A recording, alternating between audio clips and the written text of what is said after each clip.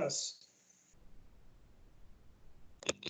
They're catching up. Hi, Shani. I feel like I'm in on ground level because I work for a company that does online teaching that's been around for 8 years. So we're no, not to gain benefit from this disaster, but this could be very good for us in the long term.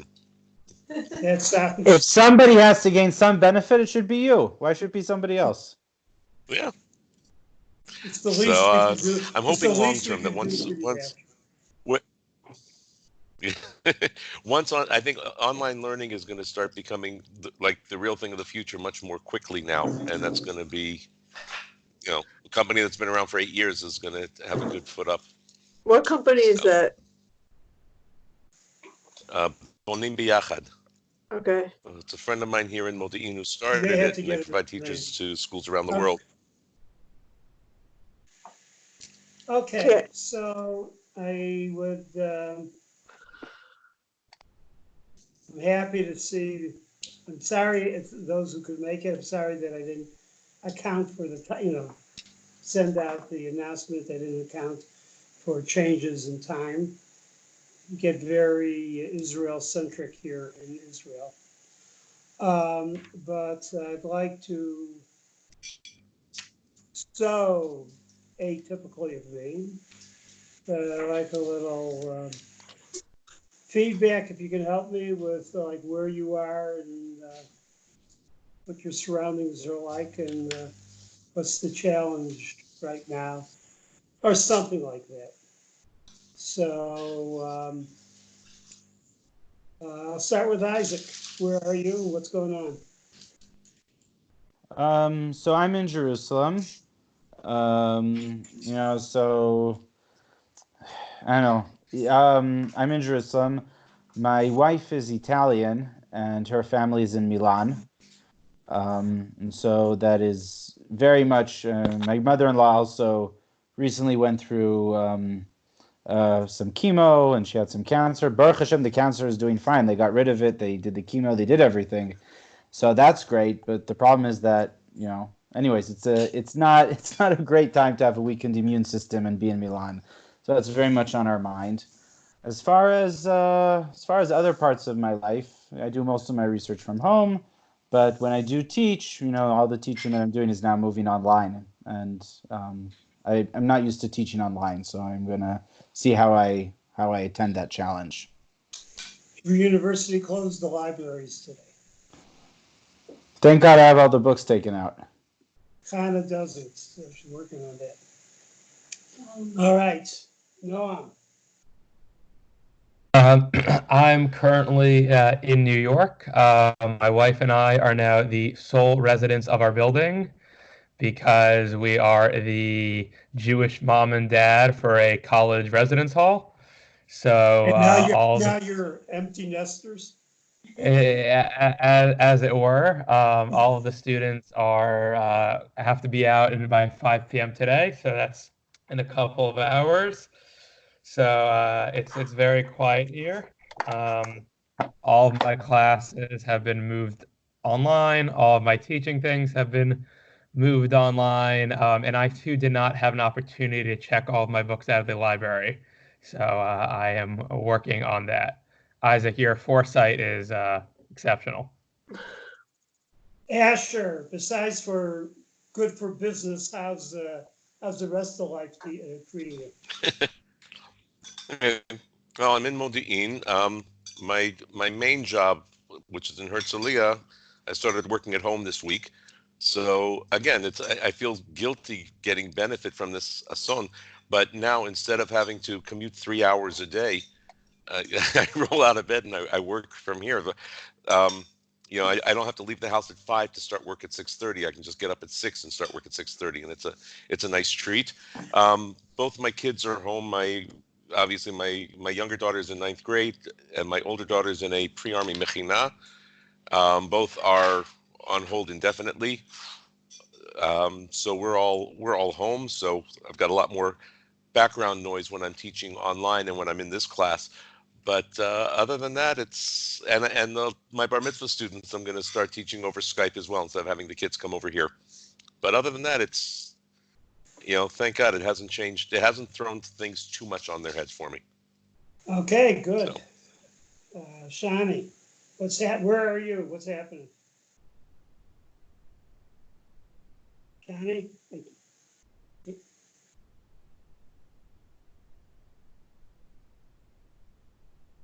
You want to work on that? Yeah, okay, so we'll come back to you. So, No, wait. Joel. Oh, I you got there? it. It just took me 3 minutes to unmute myself. Hi, I am in my apartment in Cambridge. Hebrew College closed its doors on Thursday and is reopening digitally on Wednesday. So chavrutas are trying to sort of figure out their rhythm while many of us sharing homes with spouses who are also working from home in a small space. Some people figuring out how to do childcare while they're also learning and working. I work for a synagogue for like a small internship, and so they're figuring out how to take all their classes online, which I'm wondering if it actually means, apropos, silver linings, if more people end up participating in the online offerings, then I could get to show up for a shiur on an average Tuesday night. So that'll be interesting to see. What's happening with your family in Seattle?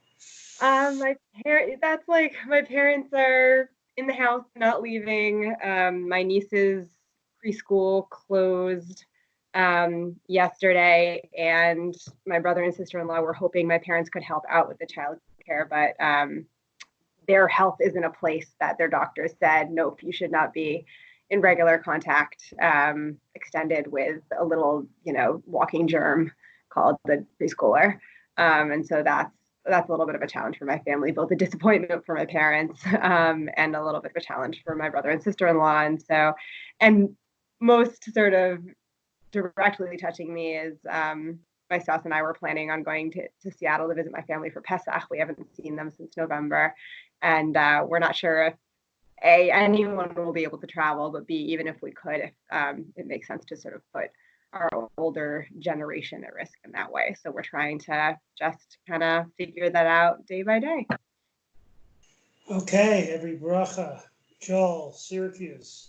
Yeah, we're actually Syracuse is canceled except for online instruction for the rest of the semester. And we're actually in Michigan at my in-laws right now. We came here last Thursday because we were both because there were supposed to be some really good events happening in Michigan. All of them are now canceled, but also because as we anticipated, our kids' childcare is now shutting down this week, and so my mother-in-law is helping us out while Rachel and I work. With the students, it's not the same thing, but we're going to a lot of online stuff, instruction, teaching shiurim online, doing one-on-one meetings with students online, and we'll see what can be. So, well, what's with the? So you're in Detroit? Where are you? Yeah, in West Bloomfield. Yeah, if you know that.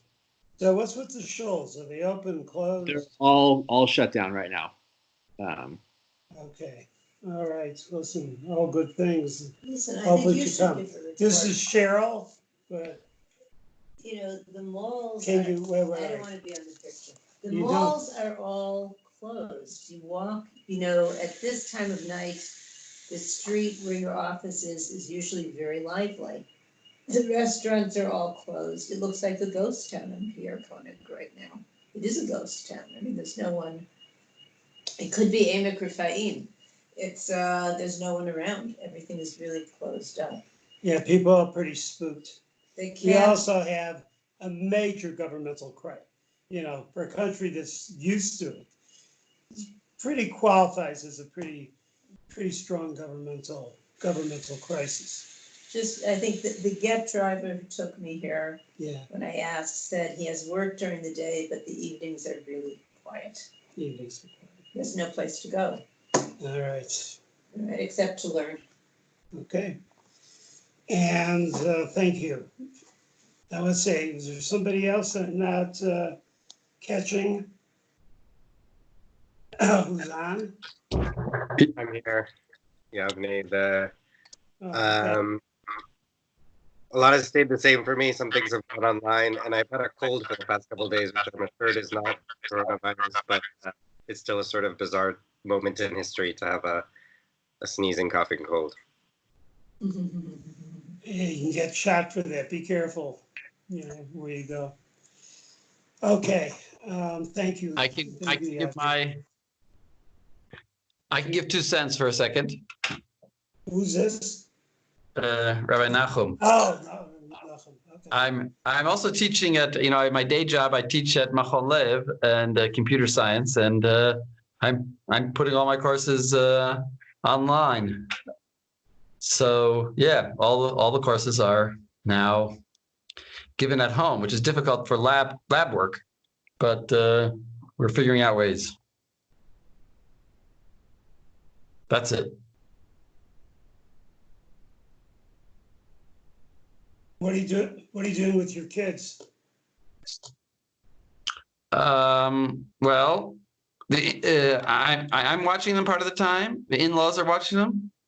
My son, who is in Chorev, is actually learning with his rabbi at home. His rabbi does Zoom. Okay. Serious place. The other kids, it's pretty much off. Very good. Okay, I wish everybody chizuk. What can I say? I'm here, Who's that? Marcia. Marsha. What's happening in Chicago? Well, they just shut all the restaurants and bars down.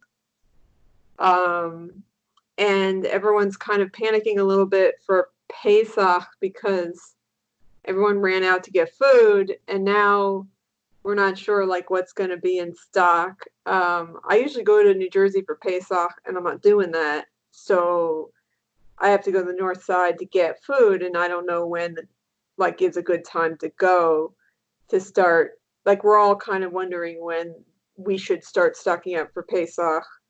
And school is, I'm actually finishing exams this week. I just passed my Hebrew exam, yay. All right.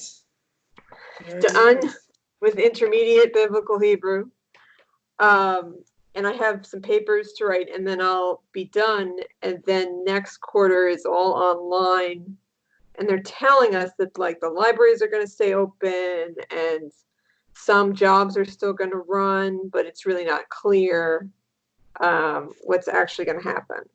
So, and I get to catch up on Daf Yomi, which I'm a few days behind on because of exams. So that's good. They didn't cancel Daf Yomi. Well, I mean, I listen by podcast, and that's still going fine. Okay. Good. There's like 6 different Daf Yomi podcasts. There's a lot. Which ones do you listen to? Anybody else that I missed? Daf Yomi for Women, which just had a CM in Chicago. Which one? Which Daf Yomi do you listen to? So the one with the best microphone is Daf Yomi for Women. You mean Michelle Farber? Yeah. I listen to hers also every day. On that note, there's been some very, very beautiful Torah coming out all over the place in response to this, and I've been really moved and inspired by like things that are going around on the Hebrew College listserv in that community, and some of that is open to the public. So I'm going to just share a link of Hebrew College's blog. There's a recent Devar Torah from our president Sharon Cohen Enesfeld about davening alone together, which I found really beautiful and has like helped me transition to doing all of my davening at home in like a sort of soft way. So just wanted to share that with you all as well. That's good to hear. Very good to hear. All right. Thank you. Thankfully, mostly right now sounds pretty boring. So let's try to keep it that way in general. And we'll see. This is a very important time to give people chizuk. And I don't think chizuk means saying anything false. But chizuk is the opposite of yeush and is the opposite of cynicism. And all of you play roles in your community. I'm giving you chizuk to give chizuk. You're already doing it. And sometimes it's unfair because don't always feel like you should be giving chizuk. And it might not fit everyone's personality to give that much chizuk. But this is a time to give people chizuk so that they can do what they need to do. So they're able to fulfill their responsibilities, that they can take care of others. And so I think, it's fitting to say to people that not only do you understand the pressure they're under, but it's a wonderful thing that they're doing, taking care of children, still teaching their classes, whatever, going about their life. It's we have to find the techniques and the ways of, in a very honest but positive way, of helping people do what they need to do. So I feel that we're in a good group. This is on my thoughts, and if I write something, I'll share it with you. Okay, so now we're going to now go into the learning and this great idea of Mukzeh. And let me just tell you how I'm thinking of approaching it right now with you. First of all, to go to the Gemara on Kuf Chaf Gimel Amud Bet. So I didn't send that out to you. You have to look it up the way you look up the second Mishnah there. And what I'm kind of interested in is, of course, we're going to get all the halachas down, but kind of the halachic narrative of how Chazal and then the poskim try to make sense of Mukzeh.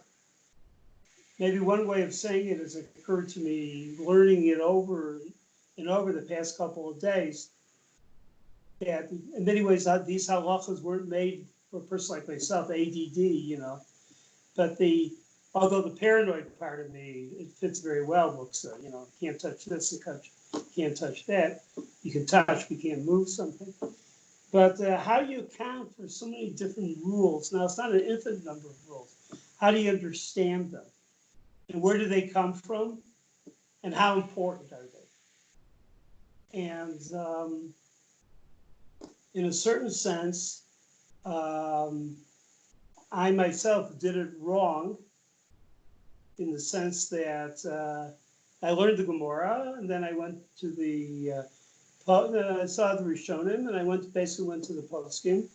I think it was very much influenced by the poskim. Now, in doing halacha and having this kind of shir, we can't spend that much time on the Gemara for all the different issues that we do because then we'll never get to the halacha. But I think therefore, and so this is always a situation, those who learn your day with me and those who will learn your day with me and Nachum, see that we try to find that part of the Gemara which gives the important issues or important data, and then we need to move to the poskim who do their work. So looking at Kuf Chaf Gimel Amud Bet, I'm interested in this halachic narrative. Maybe I'll say it this way: what do the halachas sound like? I'll start with the Mishnah. I'll have you read and all that. But in the Mishnah, Rav Yossi says, "Kol kelim nitolim." Do you see that? The second Mishnah. Right, does everybody have a Gemara? Noam, do you have a Gemara? Okay, fine. Marsha, do you have a Gemara? Yes. Okay, good. Okay, fine. This Rav Yossi Omer Kol kelim nitzlim chutz min hameser hagadol v'yateid shel machrisha. So, right, you can take all the kalim, you're allowed to carry them. We're not talking about Rashut to Rashut, that's not our conversation, that's earlier chapters, in this chapter, except for Meser HaGadol, which is what, like a big saw? The Yatei Shel Machrisha, what's that? What's the Yatzei Shel Machrisha? I forgot. What's the Yatzei Shel Machrisha? Anybody have it? I have the Sonsino English in front of me. Yeah, I have. It's like the blade of a plow. A blade of a plow, right? Okay, if this was the only halacha that we had, right, which is the only halacha we do have right now, is this Mishnah. There's other Mishnahs, but so what does it sound like? First of all, Rabbi Yossi gets a bit. I'll just say one. Rabbi Yossi gets big piece here, you know, and I don't see anybody chalik with him in the Mishnah. It's not like, you know, they had a stam and then all of a sudden Rabbi Yossi comes around and says something different. So what does it sound like, what the halacha is like, if you were telling this over to your family or your class or your group of people that came over for Shabbos, and you're telling them what they can carry around, what would you say to them? Almost everything. Everything but these two. And what are those two? Big farm tools. Yeah. Say it again? Yeah, instruments that you're probably not going to handle anyway. Right. Because that's good. Because I know. Play along with it. Well, now I'm being influenced by later, but because they're hyper specialized, unless you're a person by later, yeah. So say it less, less razor sharp, as it were. They're objects that are used for a specific thing that you're probably not going to touch anyway, let alone on Shabbat. It's kind of like ridiculous to touch on Shabbat. I mean, what are you doing carrying around a big saw or this plow blade? There's nothing mutter. You can come up with something mutter for it, but you know it's really a stretch.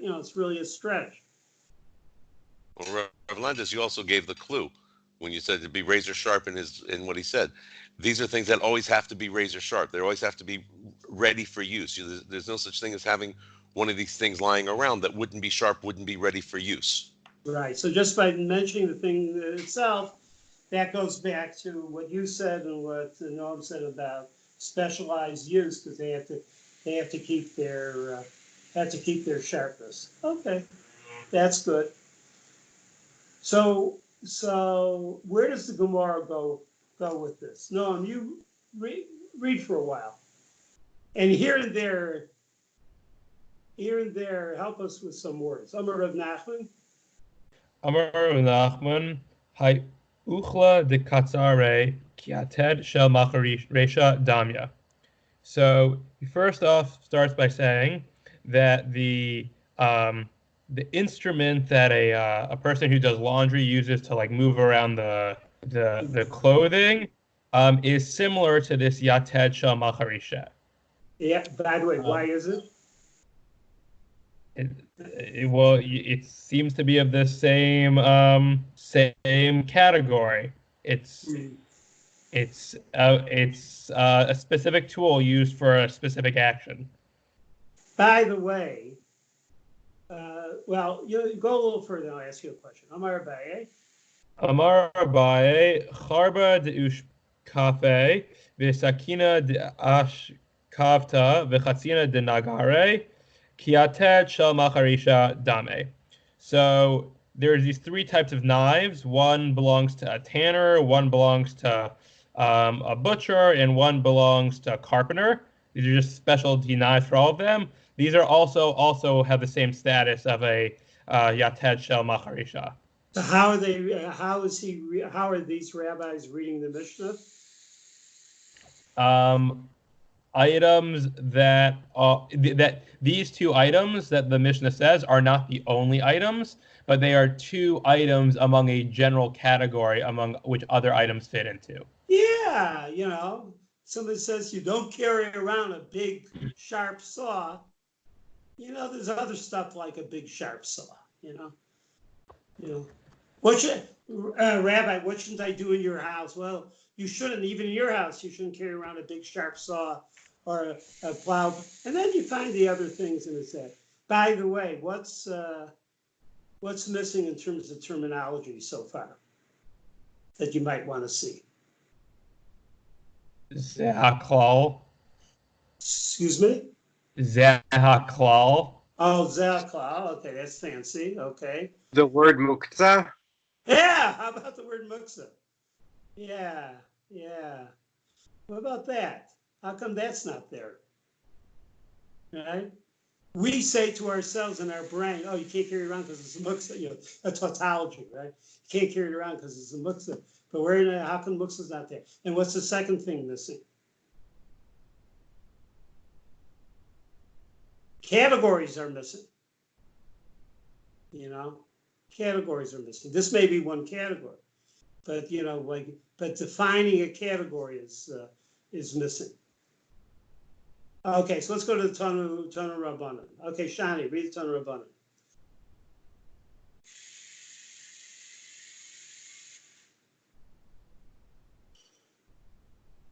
Can you hear me? Yeah, yeah. Okay. תנו רבנן, בראשונה היו אומרים 3 כלים ניטלים בשבת, מקצוע של דבלה וזוהמה ליסטרן של קדרה וסכין קטנה שעל גבי שולחן.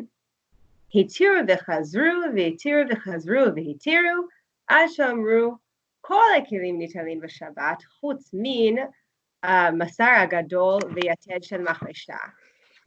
Okay, so we learn in a Braita here, right? In the beginning, they used to say, you can move any kalim, right? Oh, no, the only kalim you can move on Shabbat are the Mukzeh shel Devela, which is like a saw that cuts your fig cakes. I always mix up the words fig and date. It's a fig cake. It's a fig cake, right? The fig cake. Okay. The Mukzeh shel Devela and sorry, I lost my place while I was thinking about the figs. And something you use to scrape the GFAT of barrels, or out of pots, and the sakin ktana shel gabe shulchan, like a knife that you would normally like eat with, basically. So like the only things you were allowed to move around on Shabbat are things that like you use for eating. So how does this differ than the Mishnah? Oh, I'm sorry.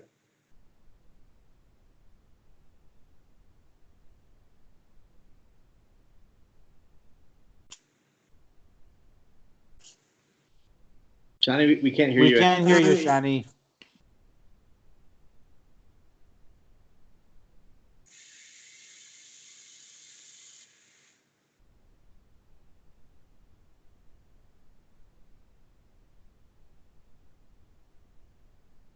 All right, we'll come back to you. I know you have stuff to say.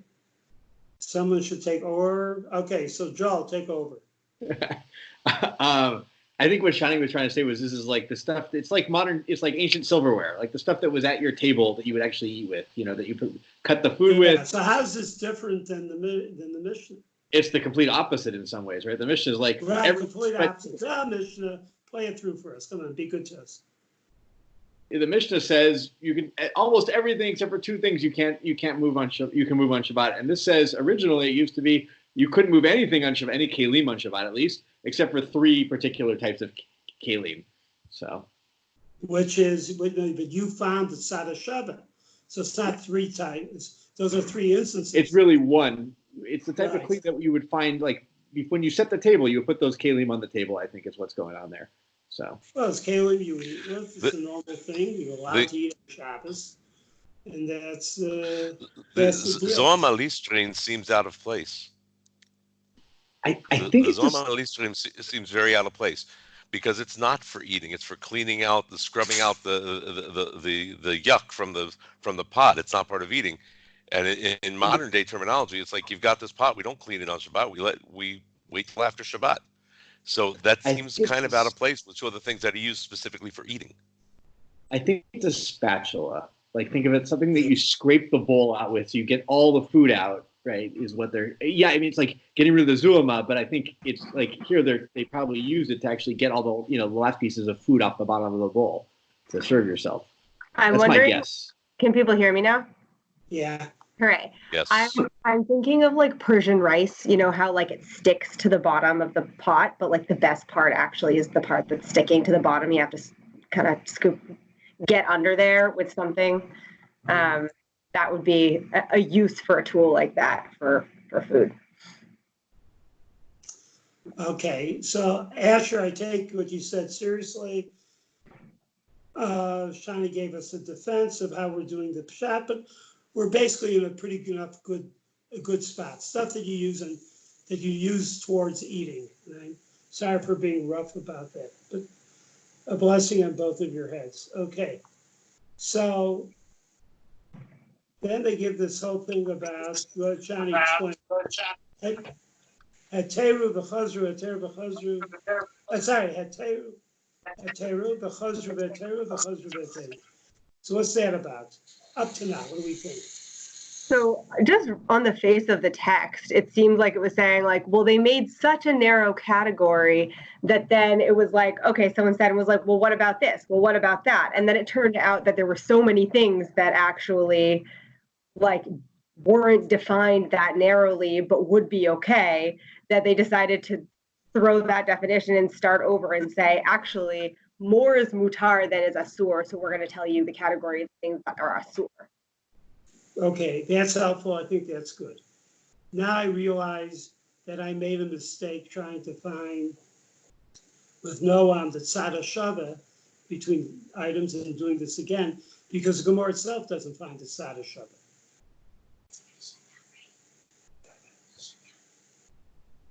The Gemara itself so far doesn't do it. Well, see, there's no tzad shava. Where we are is listing things. It's hard for the mind not to. When I said earlier that doesn't really give technical terms or doesn't come to this unifying themes, that's still the case. What else is surprising? Or at least I can tell you what I was. You were surprised by anything else? You surprised at all about this? Heteru v'chazru v'heteru v'chazru. Excuse me. Heteru chazru v'heteru v'chazru v'heteru. Was that any surprising when you were learning this? Any of you? No. Were you surprised by this? It started and ended with Veteru. If you're going to say they went back and forth, I would think that you'd say they went back and forth and back and forth and back and forth. Instead, it says they went back and forth and back and forth and back. But back meaning what? Well, it's without the back and forth. The Heteru v'chazru is sort of a pair, and the last time it doesn't have the pair, it just sort of cuts it off in the middle. I didn't know if that was if maybe I'm reading into something or if there is something about that. Okay. I'm reading it that they further and further made heteru, which is actually the way the Gemara is going to read it. They made further and further heteru. They ended up they started from a very restricted group of that which is mutter and made everything usher. Posted the Mishnah has pointed out that everything is mutter and only a couple of things, which may be a paradigm, but only a couple of things are really usher. And now Abai is going to explain it to us.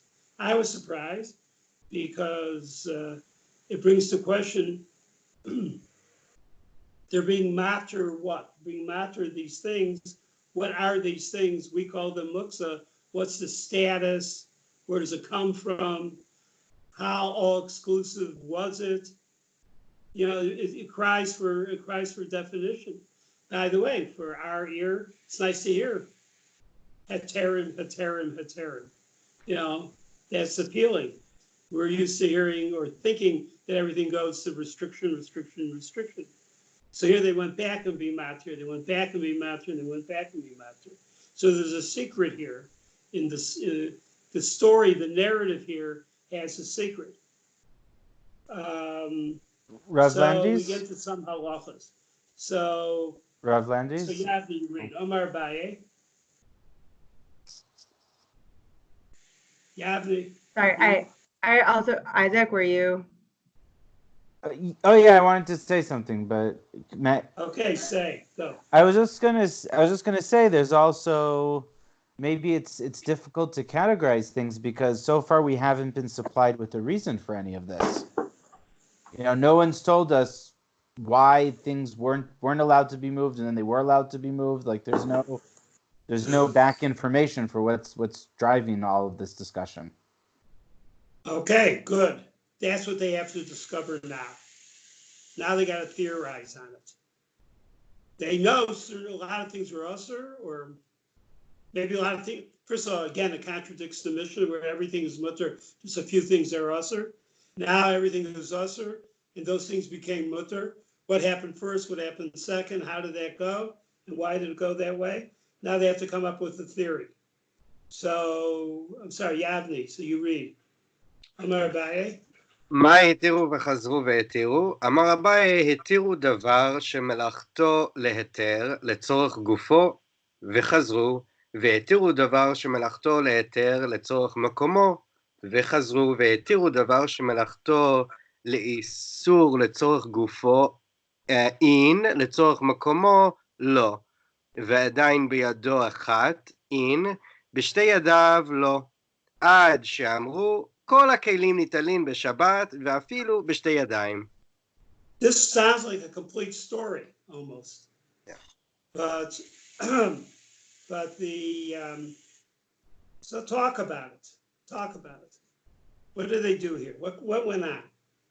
They're giving more detail of the historical progression of what were the things that were permitted in what order. And what are they introduced categorization, yeah, right, which they didn't have until now, right? I always feel that's what's going on in halacha a lot, is that you have things, you have mitzvahs, you have isurim, you have like the data, I'll use that word, I don't know if it's the right word, you have the data of what's mutter and usher, and a lot of times that data is floating around, this rabbi did that, yeah, but you have that data, and in some ways, halacha always seems to want to do two things. I mean, at least two things. One is to find a categorization, make sense of it in categories, and then issues of application. So here, for me, that I say this all the time, this seems to fit very nicely because of what they're doing. So what are the categories that we have? I'm asking you, Yavni, to teach us that way. Sure. Yeah, on my back. So the first category, the first thing that they allowed, according to Abai, was something that the thing that it does is allowed on Shabbat. The use of it is allowed on Shabbat, and you're allowed to letaltel it for using it or for yeah. And then the next, so they're categorizing the things that you're allowed, and they're also categorizing the reasons that you're allowed what is the tzarech kufa? So explain that. to move it. I always get screwed up on that one because I think the definition moves around sometimes in the halacha. But what does it mean here for you? I think it's for the use of the object itself. You move and it in since order. The object is mutter to be, the pula of the object is mutter. So tzarech kufa would be fine, right? Right. Okay. Right, exactly. So that's like the first natural thing to do. You're allowed to use it, and you're allowed to move it to use it. Yeah. And then they came back and they allowed the same sort of object, but even if you don't need to use the object, you're allowed to move it just because you need you want it out of the way. Why is that surprising? Or why is that a chiddush? Or why is it surprising? In other words, why is it another move? Why is it another? Apparently, there's Hava Amina that in general you shouldn't be moving things around stam on Shabbat. Like that, the things that you do should be done purposely. That's how I read it. And so this is coming to say that that even in spite of that, if you want to make space on your table, you're allowed to move the thing that you could be using. So you're not using it for its mutter purpose, which is a good thing, supposed to be happy on Shabbos. You're using it, so why shouldn't it be Mukzeh? I use the word Mukzeh. I shouldn't use that word Mukzeh. Why shouldn't it? Why? Maybe we shouldn't be able to do that. It was just another stage. Right. It's What was? another stage. And what's Sorry, the third stage? Oh, what's the next stage? Or not next stage, the next category. All right. And then the next category is things that whose purpose is who's like a tool that is generally like its main purpose is not allowed on Shabbat, but you're Give allowed an to. example. Give an example. What's that? Give an example. Give an example. For example, a hammer, generally used for building. So melachto le'isul, but letzorech gufo, if you're going to use it anyway for a purpose that is allowed on Shabbat, like breaking open nuts, then you are allowed to move it, but you're still not allowed to move that at that stage in order to get it out of the way. So now we need a better translation of the word legufo. Nobody uses a cell phone to crack nuts. Who said that? Nobody does. I've never done it. I just always think about that in this category. You know? All right, continue thinking. I've been tempted to use my daughter's cell phone for that. Yisrael Salanter said, not everything that is thought needs to be said, and not everything that's said needs to be written, and not everything that's written needs to be published, and not everything that is published should be on my email during this. Okay, just joking. Okay. Maybe matches But to use no, as a how we translate L'tzorech Gufo? I want a translation on those words. L'tzorech gufo, for using the object itself was how I was understanding it. Yeah, but you have to add something for using the object for a mutter, in a mutter way. Right. Sure. That's what you have to say. Cracking the nuts, using the cell phone that's off to crack the nuts. Okay, the hammer. Okay, good. Then L'tzorech.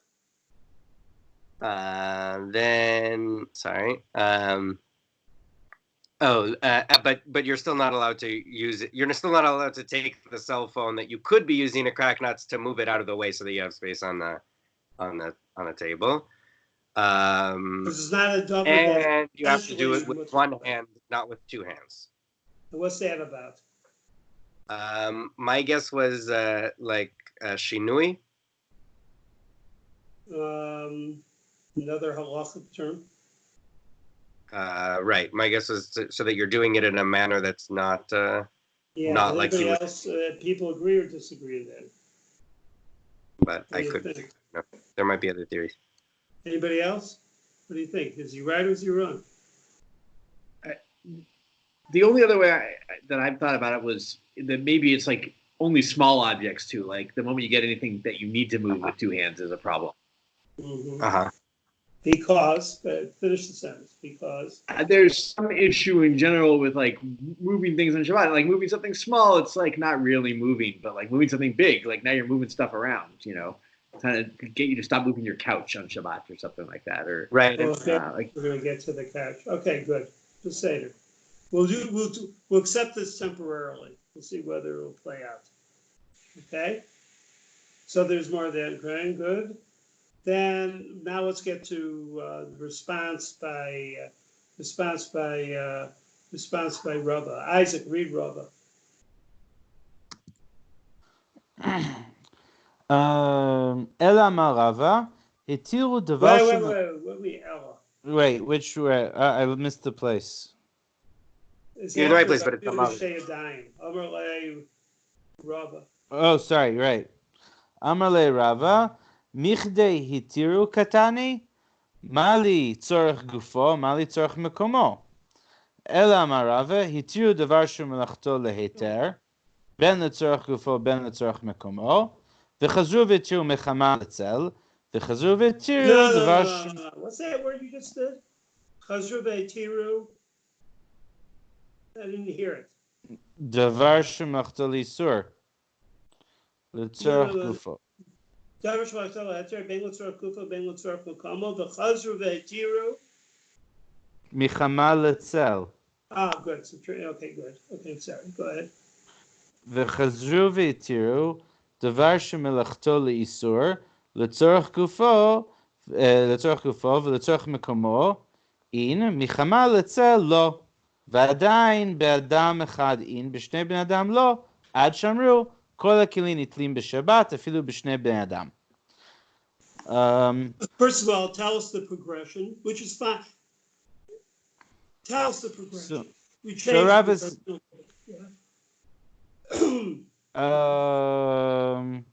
Rava says, indeed, is Hetiru written? Hetiru Ktane, I'm not quite sure what he means by that. What difference does it make for the need of the thing itself, or what difference is it between the need of the thing itself and the need of its place? Rather, says Rava, first they gave him heter to devar shemelachto leiter for a permitted object. Before they gave the heter, it was usher, right? Yes. Okay, then they were matter. I'm sorry. Then they were matter in utensils that are used for a permitted purpose on Shabbat, whether for itself or for the use of its space. And then they were matter moving things from the sunlight into the shade. And then they were matter something that was melachto leisur, that's a prohibited use on Shabbat, for the use of the utensil itself and for the use a proper use of the proper use of the utensil. Therefore, gufo for a proper usage. That term gufo is like a term. It's not. It can't be done just literally. Okay, for proper usage. For proper usage, and for the usage of its space. But meaning they did do these things, give it a matter, but to move a kli shemelachto leisur from the space from the sun to the shade, they did not. For what purpose would that be? To protect it. It's to protect it. If I want to use it, great. If I want to use it for a proper usage, great. If I want to use its space, great. Yeah. If it's out in the yard and it's getting a lot of sun and it's sort of, I don't know, it's getting ruined in the sun and I want to move it not for any benefit of mine, but for the benefit of the device itself, to preserve it, that, no. Why no? Why no? Because then you're doing... But why no? Because you accentuate its identity of being something which is used for Isur. It changes its definition when it's being done for something for a gupo, for a mutter thing. When you need the space, you don't care about what the thing is. You just need that space so you're able to move it. They go that far. But when you're moving it, you're saving it from being destroyed. What are you saving? You're saving the hacksaw. You're saving the axe. You're saving a double shalisur. And therefore they say lo. And a dayan. The dayan, all this is written about be'adam echad in v'shnei ben adam lo. So this is when one person does it, it is permissible. When two people do it, is not permissible. Until they said all the utensils are moved on Shabbat, even when two people are doing it. So now my question is, what's the story here? What's the story about? I can't get the idea of story out of my mind. What's the story? And doing the story, there's a rub between, as it were, two forces in this story. There's a rub.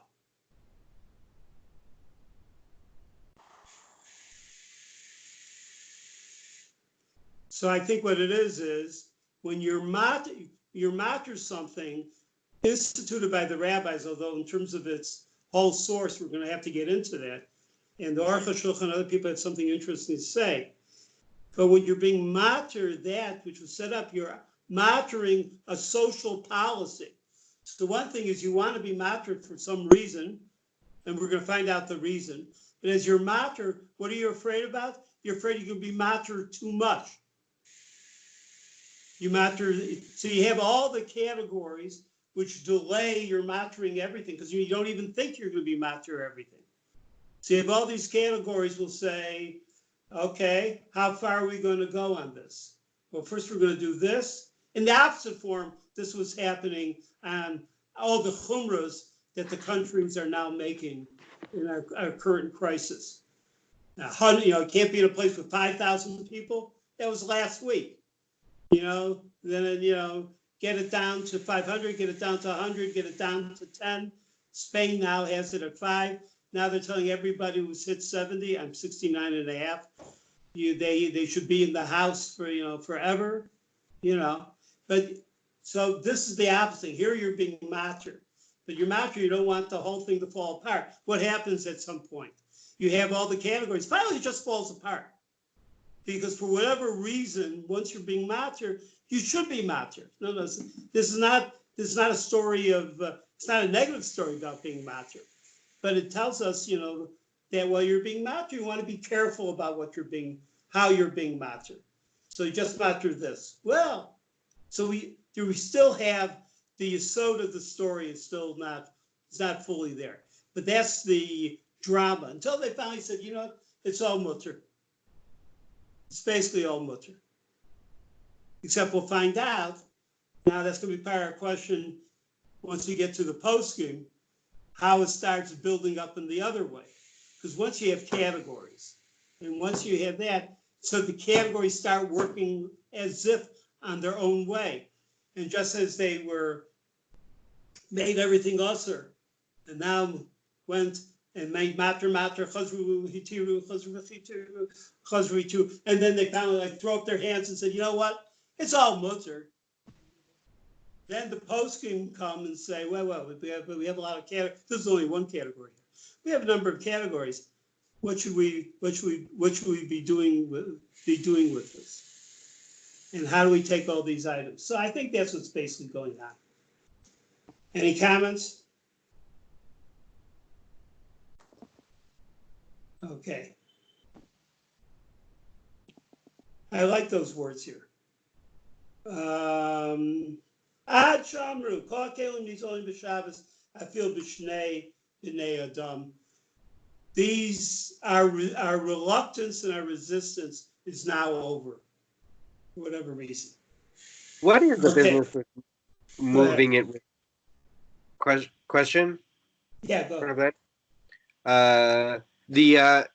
The issue of the moving it with two people versus one person, sort of parallel to the two hands versus one hand, seems sort of out of place.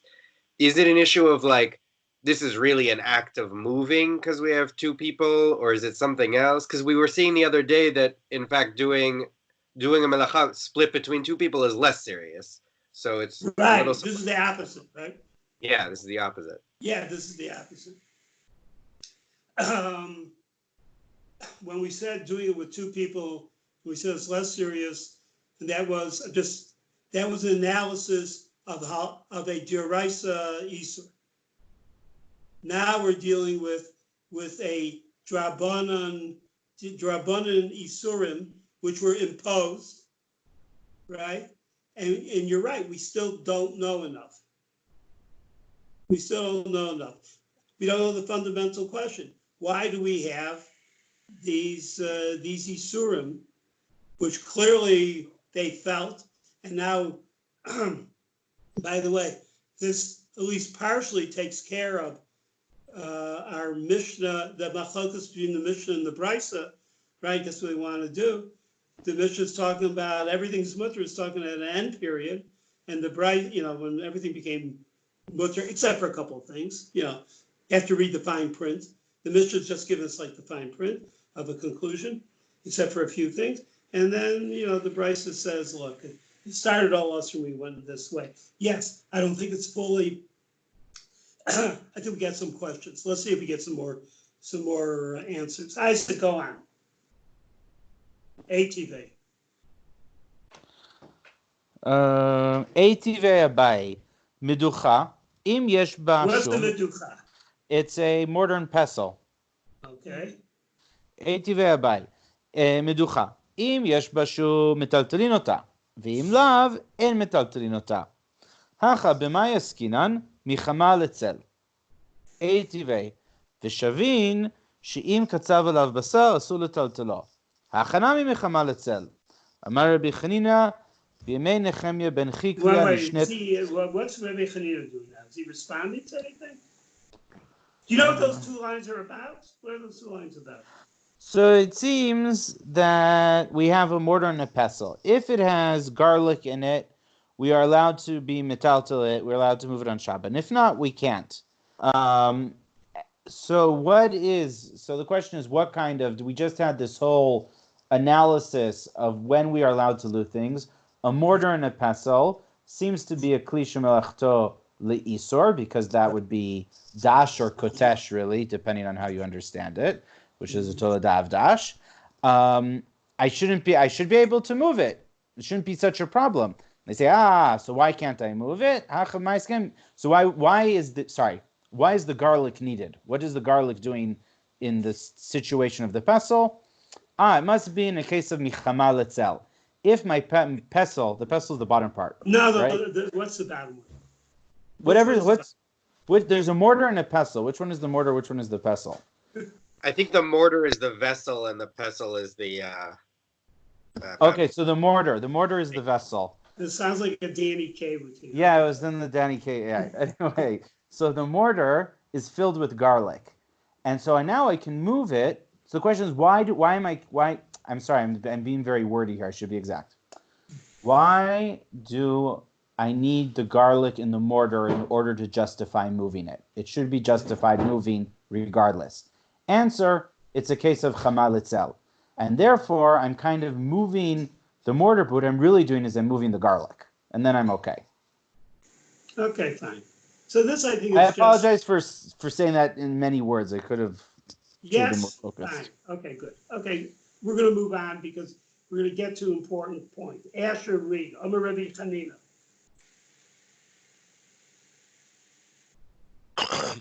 Amar Rabbi Chanina b'mei Nehemia ben Chiklia nishnet mishne zo dichtiv b'yamim ha'em raiti.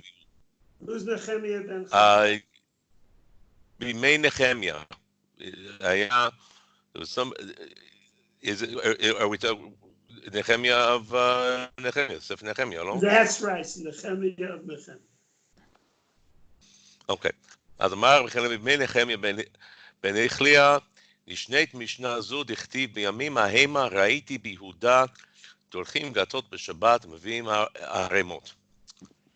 So this mission was taught in the days of Nehemiah. According to what was written, that in those days I saw in Yehuda, they were like stomping on grapes in the wine press on Shabbat, and bringing the piles to the piles of grapes. Okay, so this actually explains everything. Okay, what does it tell us? These were the things that it was being used for food, for eating, drinking at the time. No, it's not on so the they were point. bringing these. It's on the big point. No. After it's on the big point. It's on the big point. It tells us it tells us the story behind the story. It tells us who instituted the radical, exhaustive Isur on so many Kalim. It was Nehemiah. And why did he do this?